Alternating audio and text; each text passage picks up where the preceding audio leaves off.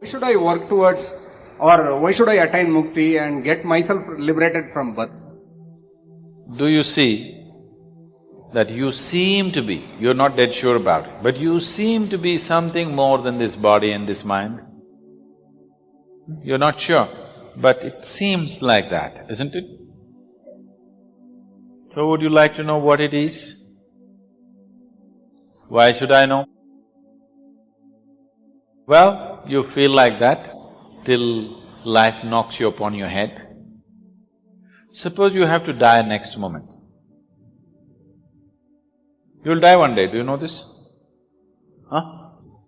You will die one day. I am not wishing. You will anyway die. I'll bless you with a long life, but still you will die. With my blessing, without my blessing, you will still die. Is it okay? Is it okay? You will die. Suppose that death is next moment. Will you go joyfully? Now, why should I liberate myself? This is not my idea or your idea. The life within you is always longing to go beyond limitations. Whatever is your present limitation, liberate yourself from that. Whatever your present compulsion, liberate yourself from that. You will notice there's a next level of compulsions. You liberate yourself from that, you will notice a next level of compulsion. If you liberate yourself continuously like this, some point there must be a point where there is no other compulsion within you, isn't it? Is it your desire to live in limitations and compulsions? You can settle for it because you don't have the energy to go. You may say, this is okay. If I just lock you up in this hall, if you're tired and sick, you'll say, Sadhguru, just 2 meals a day if you give me, I don't mind, I will sleep here only, no problem. But if you're young and energetic, now you want to do something, you want to dig through the earth and go away. Yes or no? If you lost all enthusiasm and energy for life, you will say, Sadhguru, throw some food at me, I will just sleep here for the rest of my life. I don't want liberation, I don't want nothing. I don't want to step out on the street. Just give me some food, I will sleep here, lie down here and die. That is if you lost it all. If life is throbbing within you, you are not willing to settle for that, isn't it? Yes or no? So if life is throbbing within you, you are not willing to live within any limitation or any compulsion, it doesn't matter how pleasant it is. If I decorate this very good and give you good food, don't go anywhere, you will be locked right here. Very good food, well-decorated space, you can't go anywhere. Will you stay here? No. If you are sick and tired, you will stay. If you are alive and energetic, you will not stay, isn't it? That's all it is. If you're alive and energetic, liberation is a natural longing. If you're sick and tired, limitations are okay. As long as somebody gives me something, I'll hang around and go. Doesn't matter, there's one more life or no more life. Is it not important that you go beyond your limitations and your compulsions? This is not somebody's concept, this is the longing of every life. Either it finds conscious expression or unconscious expression, that's all the choice you have. You have no choice to decide whether I want to be free or not. You have no choice whether I want liberation or not. You anyway long for it. If you long for it consciously, it may find fulfillment. If you long for it unconsciously, you will do all kinds of freaky things. In the name of freedom, you will get drunk, in the name of freedom, you will do drugs, in the name of freedom, you will jump off the mountain and smash yourself. People have done all these things in pursuit of freedom, haven't they? Yes or no? But if you do it consciously, you may find fulfillment. If you do it unconsciously, you may just get lost in the process. I'm just talking about doing your life consciously. I'm not talking about doing something else. I'm just talking about doing the same life process as consciously as possible. Because if you do it consciously, it'll find fulfillment.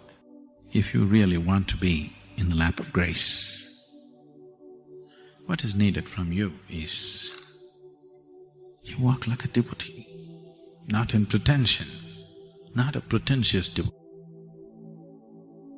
As I said earlier, you do not know how this tree actually functions. You do not know how this blade of grass happens. You do not know how anything here is working. Do you know? So I want you to look at everything. Everything seems to be little more intelligent than you. When you are so dumb, when you see a tree, you see the mountain, the blade of grass, everything. I want you to look at them for who they are, for what they are. No, my body is also… that is fine, your body is super. Your body is doing many things that you do not know. You as a person, what do you know? Do you know even what this blade of grass knows about life? You do not know. So I want you to look at everything. Even a grain of sand, it knows a lot more than you about life. So you are a junior here. They were all here way before you, and they know much more than you about life. So I want you to walk with a certain sense of wonder and devotion at everything. Just try this for the next 24 hours. That's all that's needed. This is all that is needed to open the doors of life. That you do not think too much of yourself. You do not think something about you which is not true. Whatever you think about yourself is very untrue. Because when it comes to basic life, what this soil knows, you do not know, isn't it? Yes? Generally, in America they call soil dirt. What this dirt knows, you do not know. Your brain cannot do what this soil is doing. Is it a fact? Is it a fact? So, when there are such big people, stalwarts around you, you walk gently. You understand? Don't go like this. Because they are not simple. If you just walk like this, if you walk with devotion, slowly you will fall into the lap of grace. Without this, spiritual path is a damn hard thing to do. What I have been through, I don't want anybody to go through. That's why the effort.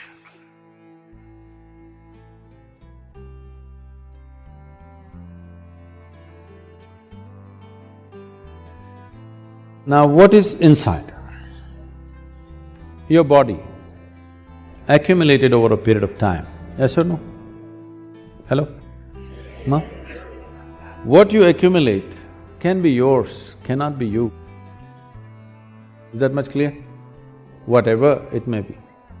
What you accumulate can be yours, cannot be you.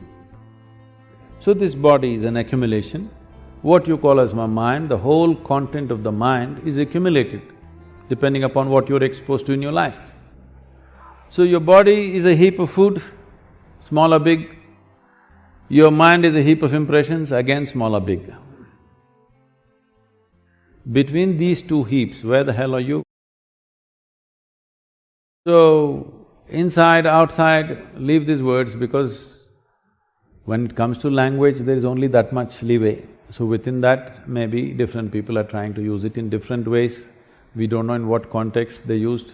You put everybody into one bundle and said, all of you said this, I don't know who these all people are. Different people employed different methods around them, looking at the people around them, what was best suitable for the people around them, accordingly they would have worked most probably. If they're genuine, they would have worked with the people around them, not with concepts from somewhere. Looking at an individual person, you will do something, what works for that person. What you do with this person may not work for another person, you will have to do something else with that person. But you're talking about a generic inward-outward. So first determine what is inward-outward. Everything is outward right now. The world is outside, body is also external material, all the material in the mind also is external. So what is this inward you're talking about? Then you will immediately say, Atma, Paramatma, soul, this one. Now you're going into belief system. You don't know. You know you have a body, yes? Hello? Yes. Please check your neighbors. You know you have a body. You believe you have a mind. But to some extent you know. But rest is belief. Yes or no? Yes. I'm not questioning whether it's true or false, let's not go there at all. But it's belief, it's not yet in your experience. If you talk about something which is not yet in your experience, to put it bluntly, you're just a bloody liar. That's what it means. But because lies are holy, lies are written in scriptures, lies are repeated by all kinds of people who are dressed in different ways which are supposed to be holy though ridiculous. Because of this, you're not supposed to question this word. Anywhere you go, first thing is people say, Sadhguru, what about the soul? Then ask them, which soul, right or left?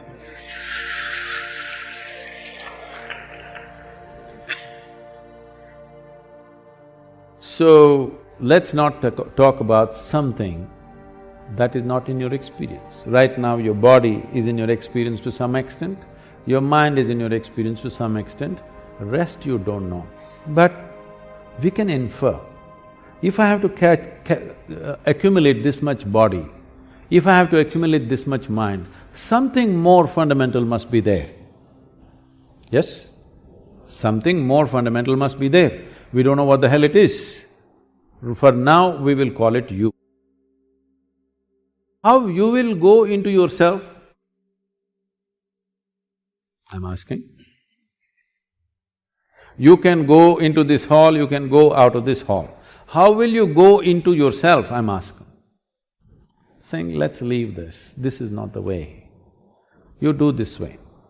What is not you, all those things you keep it aside. Before today, before you go to bed, everything that's not you, keep it aside. They may be precious to you. You think about it, your house, is it you? Oh, my house. All right, you have lots of passion about it, but all right, keep it aside. Your husband, is it you? No, that's easy, he's not you.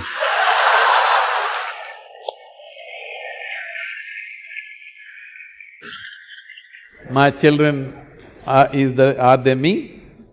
Oh, little difficulty, but no, they're not me. They're beginning to tell you, if they're 12, they've already told you. So the clothes that you wear, is that you? No. The body that you wear, is that you? No. All these thoughts and emotion, is this you? No. Everything that's not you, keep it in one heap. Not physically, just do this mentally. Keep everything aside. Let me see. Every day you practice this, one day when you successfully keep everything aside that you are not, what you are will be there. We have too many ideas about things that we have not seen. There's a big problem. Shankaran Pillai went to Britannia. Can I? Shankaran Pillai went to Britannia Industries to find a job. So they were looking for a really smart, far-seeing sales manager. So they asked him one question, which is further, Mumbai or moon? Shankaran Pillai. He said, Mumbai. He said, what? Mumbai is further than the moon? He said, yes. How? Well, I can see the moon, I can't see Mumbai. So what I'm saying is, if you go by your present perception, you'll get all the wrong conclusions. So don't be in a rush to make conclusions. Let's pay a little more attention. You are a worthwhile life which deserves some attention, isn't it? Don't seek other people's attention. Your own attention, doesn't this life deserve attention? Pay attention to this. Enough attention, everything will be clear. Everything about you, you're asking me, if I tell you what you have some more words. Some more words you have, that will not get you anywhere near the truth. One more word or 10 more words doesn't get you any closer to reality, just you'll have more things to say to somebody else. This kind of hearsay is spreading in the world. Everybody knows where God is, who his wife is, how many children he has, when is his birthday, his address. In every bhajan, people are singing his address, where he is and how to get him, but they don't know a damn thing about themselves.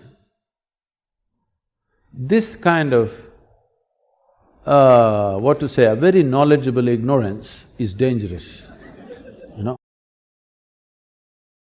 If you do not know, it's not a problem.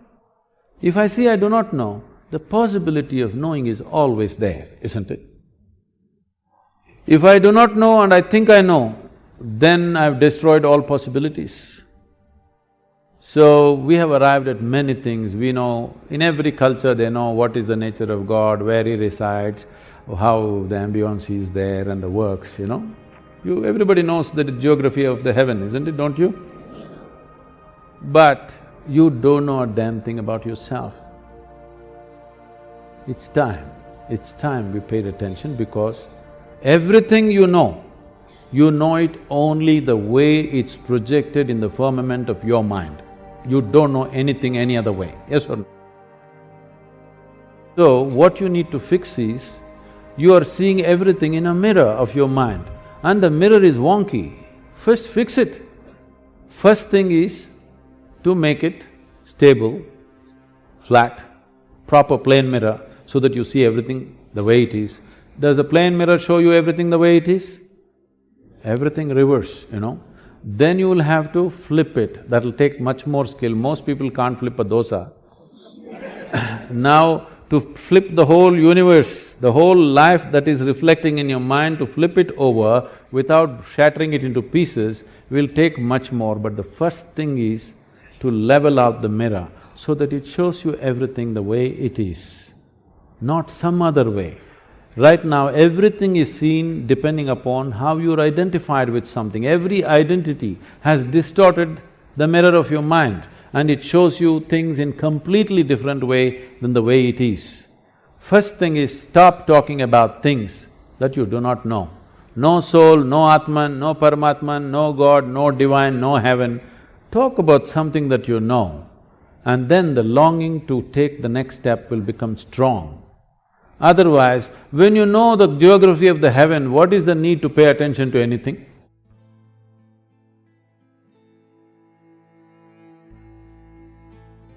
Hello there, Sadhguru, it's AB de Villiers here. And my question to you today is, what will next week's lotto numbers be? I'm just kidding. In all seriousness, as South Africans, and here in South Africa, as you know, we have a very rough past. A past of apartheid and lots of racial conflict. And my question to you is, how do we fix the past? Without forgetting it, but how do we fix it? And if it's not fixable, how do we get all South Africans lined up with the same positive mindset, a mindset of hope and a will to want to change our country and make it a better place? I truly believe we have an incredibly special and powerful nation. And if we can get everyone lined up, we have the power to change the world. But how do we get there? Thank you. AB, about the lotto, I'll come to that towards the end, because if I give you the numbers right now, you know, when people know you have won a lottery, you will be in danger. Even if you don't carry anything in your pocket, if you declare, I won the lottery, most probably you will get hit. So I don't want that to happen, because we want to see you hitting the ball for some more time. I want you to understand, even here in India, people love your betting. Except when you're playing against India. As you can see, I'm already dressed for Africa. Well, unfortunately, in human societies, many tragic, terrible and horrendous things happen, or they're done rather. But this has been human history. In every nation, there is a history of pain and horrendous situations. Probably South Africa has had more than its share of that pain. Well, the absolutely wonderful continent that Africa is has gone through enormous pain and suffering in the last 200 years and continues to suffer in many parts of it. Well, what is the solution for this? What is the way forward? How can we fix the past? What we call as past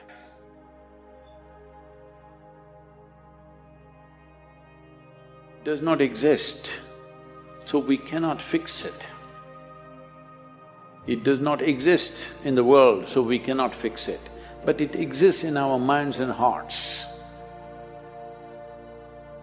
The painful histories that many nations, including India, has seen, it is not alive, but we have kept it alive in our minds and our hearts. We should definitely not forget, because if we forget, we may once again drive ourselves into the same pit.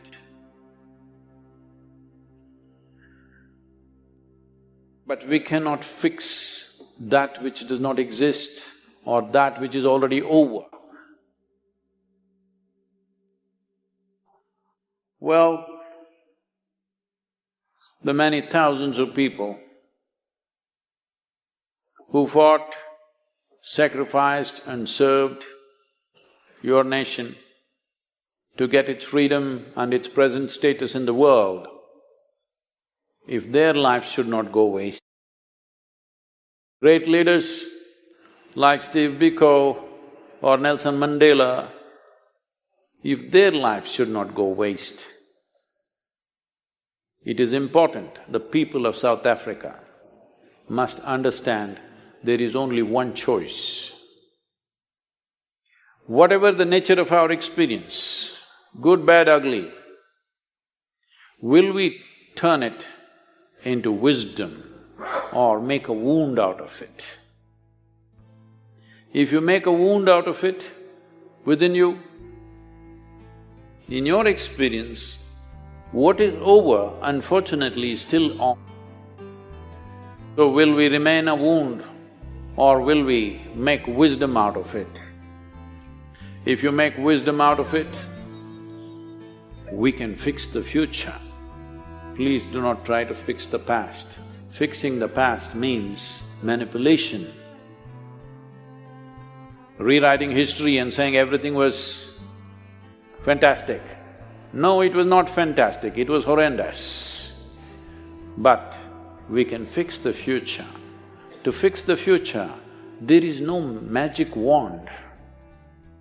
We must plan, prepare and participate in what we call as nationhood. But if we make a wound out of it, we will not have the wisdom to plan, the forethought to prepare and energy to participate in anything, because our pain will take a toll. Don't suffer something that is already over. Let's create a great future for the wonderful country that South Africa is. And about the lottery, I could give you the lotto number, but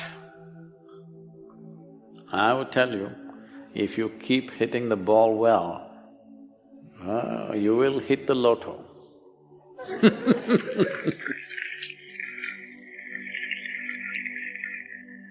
So I'm looking forward to being there in the month of April. Hope to see you, Abby. Wonderful.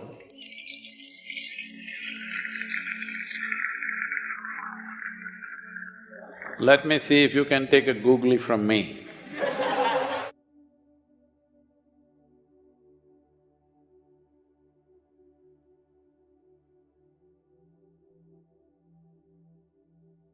This happened to me. I was 17 years of age. I'm an out-and-out atheist. Me entering a temple or worshipping or even doing this is not like this only. No, it doesn't matter. If even in the house, some festival, something, my parents are doing some worship, I will only stand like never like this, not possible. You're all much better than me, that way. Without knowing anything, you do this easily. No, not me, only like this. So, I'm in this condition. My mother is concerned as to when my elder sister will get married. So, two guys come walking on the street from northern Karnataka. These guys will be walking the street with one bag under their armpit. Two guys always in pairs, they will be walking. So they were walking. So my mother said, call these guys. I want to know when your sister will get married. I said, what these guys are going to tell you? She said, no, you call. I call. Then they come in. Generally in India, women don't give their hand to these people because there have been instances where they will mesmerize these ladies and he will go away. By evening, this woman packs up all the jewels that he has at home and she goes away behind him, not knowing what she's doing. She'll just walk like she's lost her mind. And he takes away everything and she comes back after 2 days or 3 days and she's finished.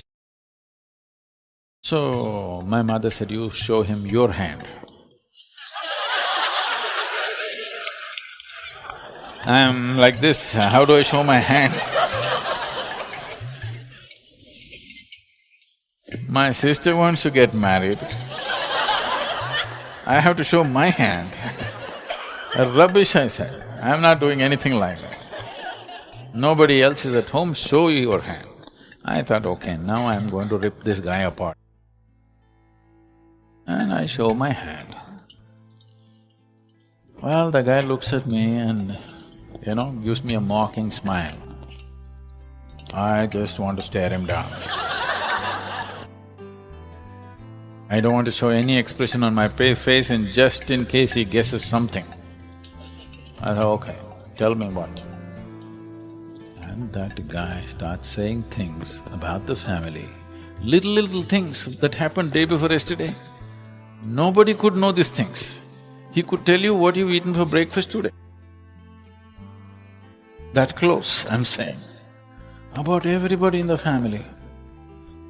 Then I'm looking, but still I don't want to believe all this. It's true, but okay, something, I don't like it.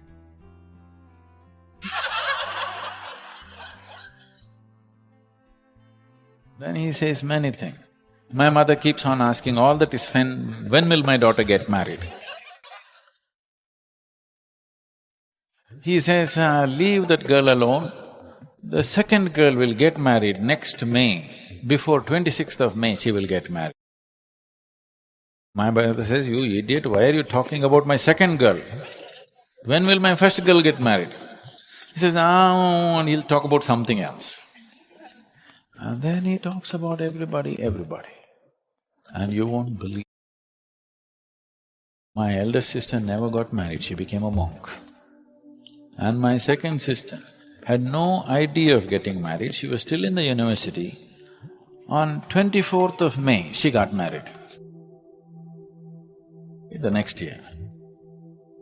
And then my mother is asking about me, this boy doesn't believe in anything.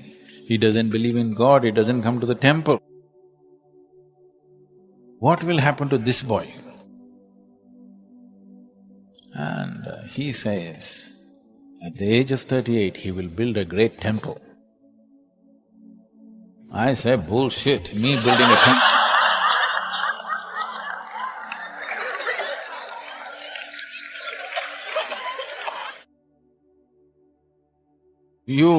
Me going to build a temple? I don't even enter a temple. Where will I build a temple? My mother says, look at him the way he is. What will happen to him? What will he do? He says, others will graze sheep, he will graze people.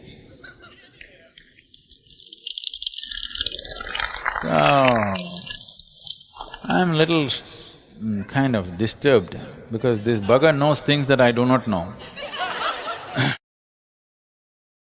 Then when things opened up within me, I wanted to kick myself because it was so obvious, it was hanging all around me, I couldn't see it. But this guy who walks the streets for 10 rupees, 10 rupees is what? 10 rupees is 20 cents, okay? That's the fee for him. That too he won't ask. If you give him 10 rupees, happily he will go.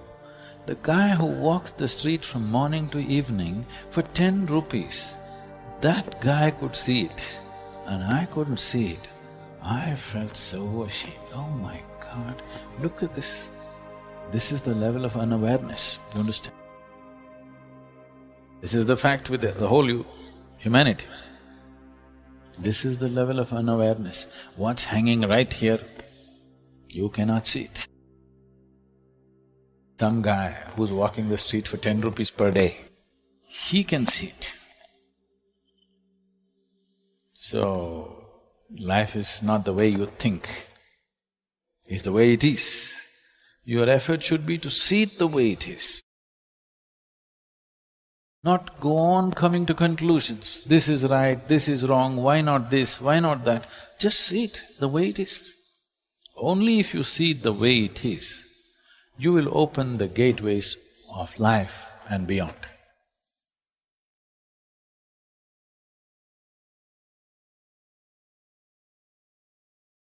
So, we as Indians, we are taking in everything from West, whatever West promotes, right from lifestyle to clothing. Can you speak more about this? You stand up. You're a shoe salesman? What is that? Is that Reebok? Huh? You're not a footwear salesperson. And why are you wearing this? I'm asking you. Why are you wearing that? Why are you wearing this shoe company name? Are you a salesperson of this company? No. Then why? Because you saw Usain Bolt or Magic Johnson wearing something. You need to understand, for him to wear that t-shirt, he's being paid millions of dollars. Nobody's paying you anything, why are you advertising for the shoe? At least wear a Isha t-shirt.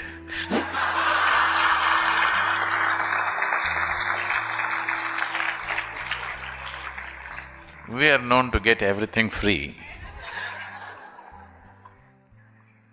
At least you advertise for Isha free. Why are you advertising for a shoe company free? They didn't even give you a pair of shoes. I'm giving my time and life to you.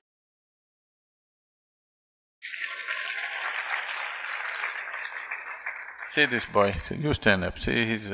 Yusuf, yeah. You're from which country? Say, he's from United States. Look at his uniform, turn around, show it to him. See. At least he's doing the right advertisement. What are you doing? I think you should get both of them on the video. Stand up, let him… What India is doing, what America is doing, just see.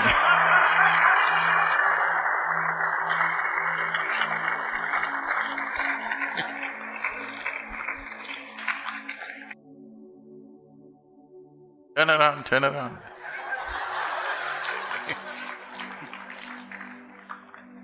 So, what is the next step for you? Are you going to hang two shoes around your neck and walk around?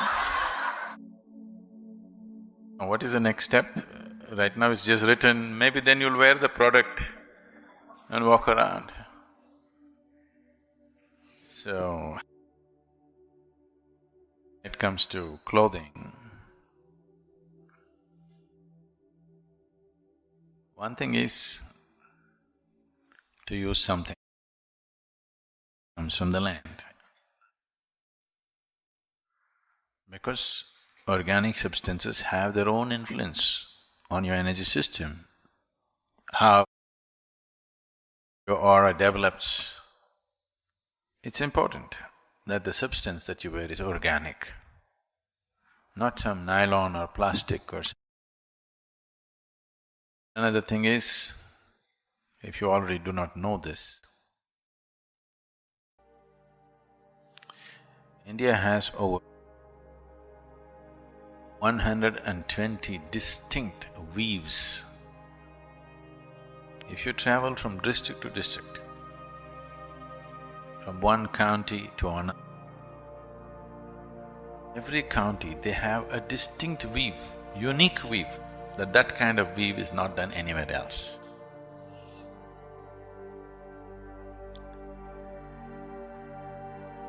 No other culture on the planet has developed so many types of textiles. But somebody was telling me, if you take a photograph in any major city in India, below the knees, if you take a picture of people, over 60% of them are wearing only American workman's clothes, blue denims, only single color.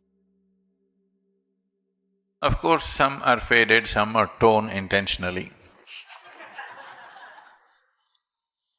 Some have punched holes, some have faded it forcefully.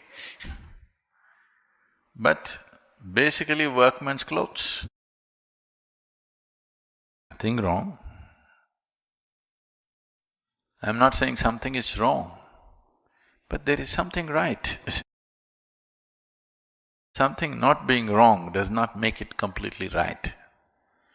What is suitable for the weather, the conditions, the tropical conditions in which you exist, what kind of clothing is most suitable, that's what you should wear, because how your body merges with the weather and the atmosphere around you is important to bring this to a certain level of ease and comfort. Very important. I want you to just experiment. Those of you who are wearing tight-fitting nylon clothes on a daily basis, just wear some loose cotton clothes for 3 days and see how it feels. Then you decide. But unless the shoe company is willing to pay you something, you writing it on your neck, are you getting a tattoo on your forehead, Reebok? No. I've always, even people who sponsor our events, I say, put it in one place, don't write it all over the place. Yes, they're paying money because they want some exposure, but put it in a aesthetically properly placed area, not just all over the place. I never allow any sponsor's name to be written behind me, at least. Money or no. I don't understand why you're writing it all over your chest and back and face and walking around about footwear. I don't even know if you wear those footwear. but you wear the t-shirt. If you are a fan of Tendulkar, you write Tendulkar and walk around. Silly, but it's okay. I'm not saying it has to be an Indian player. You like Lionel Messi, you say Messi and go, people will understand you're a mess.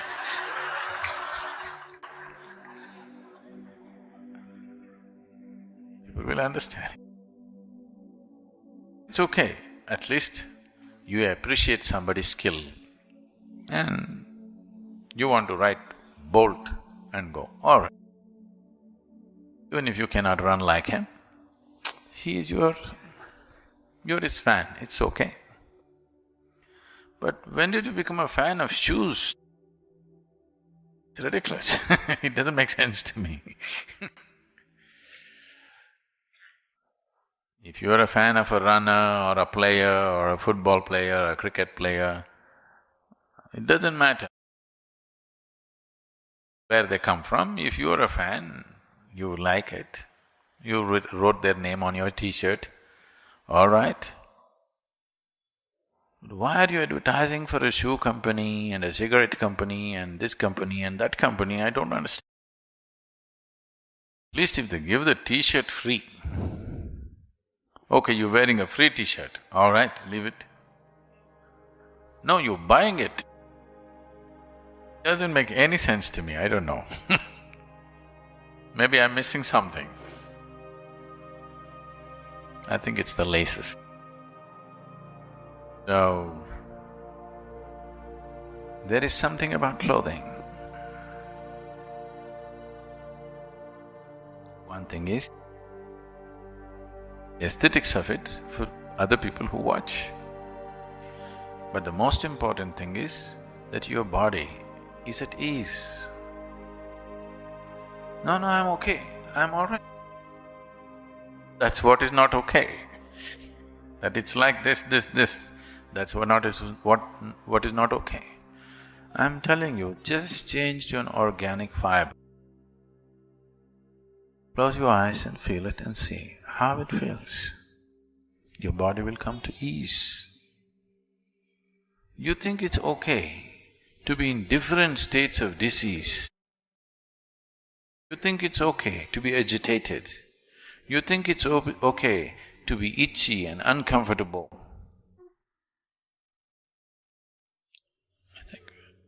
I appreciate your tolerance.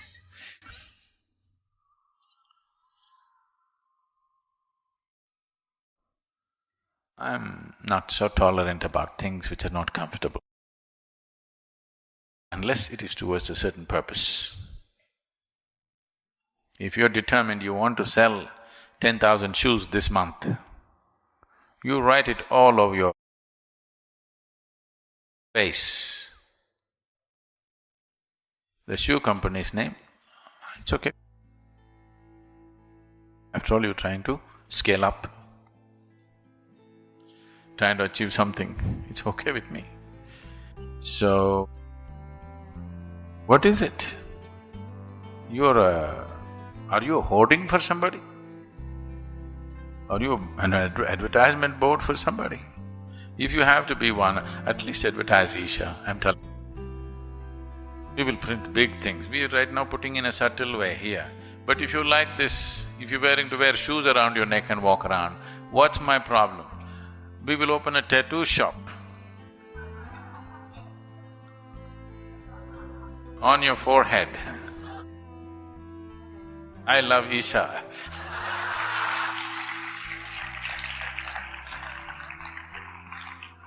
When you're anyway willing to do, why should I miss the opportunity?